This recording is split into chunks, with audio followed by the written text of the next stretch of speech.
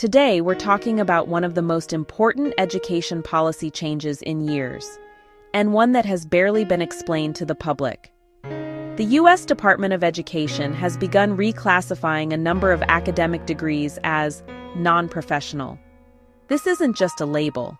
This shift affects student loan eligibility, repayment rules, program accreditation, and which degrees the federal government considers worth funding. Even more importantly, many of the newly reclassified non-professional degrees belong to industries where women make up the majority of workers, or where female participation has grown the fastest in the last decade.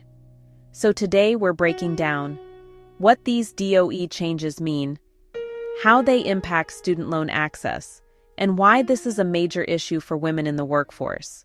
The Department of Education, under updated federal definitions, is now labeling certain degrees as non-professional or non-career-oriented for federal financial aid purposes.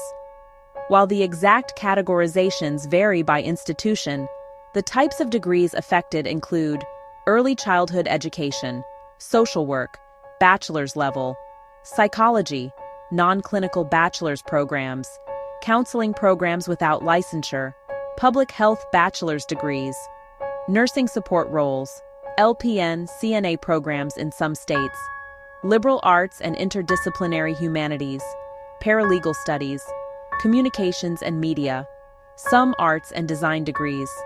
This reclassification affects two areas: which programs qualify for federal student loans, which programs schools are penalized for if graduates have low incomes. The DOE argues that these fields have low earnings relative to cost and do not always lead to professionally accredited roles. But here's the problem. Many of these fields are critical public service jobs, and many are female-dominated. So what happens if your degree is labeled non-professional? 3 big consequences. 1. Reduced borrowing eligibility programs classified as non-professional may qualify for lower federal loan limits or be excluded from certain loan types entirely. This means students may have to borrow more in private loans, pay higher interest rates, or may not be able to borrow enough to complete their degree. 1. Harder to qualify for forgiveness programs. Many federal forgiveness programs, like PSLF, income-driven repayment relief, or hardship-based cancellation, rely on DOE definitions of professional training. If your degree is non-professional, you may not qualify for forgiveness, even if working in public service. 1. Stricter gainful employment penalties for schools. If graduates have low incomes or high debt-to-income ratios, schools can lose access to federal aid entirely. Schools may respond by shutting down programs, raising tuition, or discouraging enrollment in certain majors. In short, the DOE classification affects your ability to study, your ability to borrow, and your long-term debt strategy. Now let's talk about women, because these seemingly technical definitions have enormous real-world consequences. Women dominate the degrees being reclassified.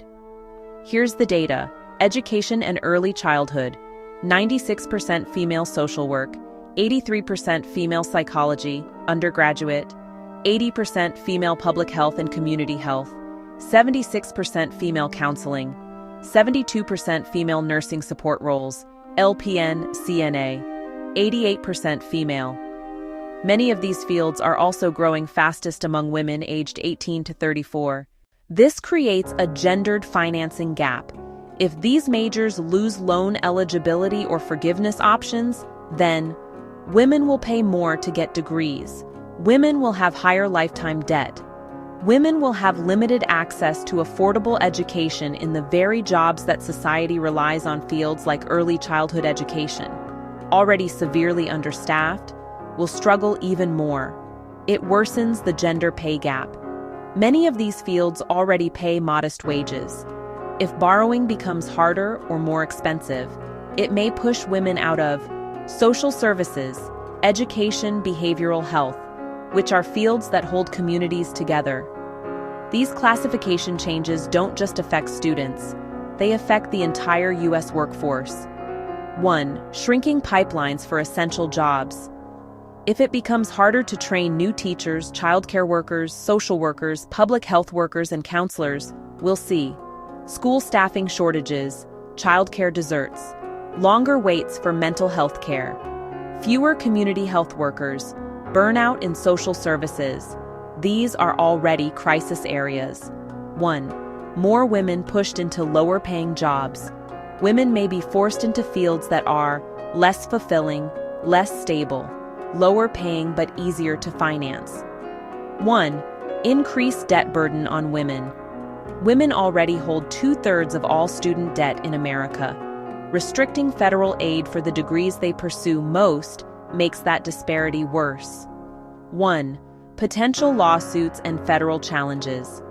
Some education law experts argue that reclassifying women-dominated fields may violate Title IX, non-discrimination principles, equal protection arguments, fair lending rules. We may see lawsuits in the next year. The Department of Education's reclassification of these degrees might sound like bureaucratic paperwork, but it's much more than that. It determines who can afford college, who gets to enter certain professions, and ultimately what America's workforce will look like. And because women dominate so many of the affected fields, this is not just an education policy issue. It's a women's economic issue, a workforce issue, and a public service survival issue. As more details emerge and schools begin implementing these policies, the stakes will only get higher.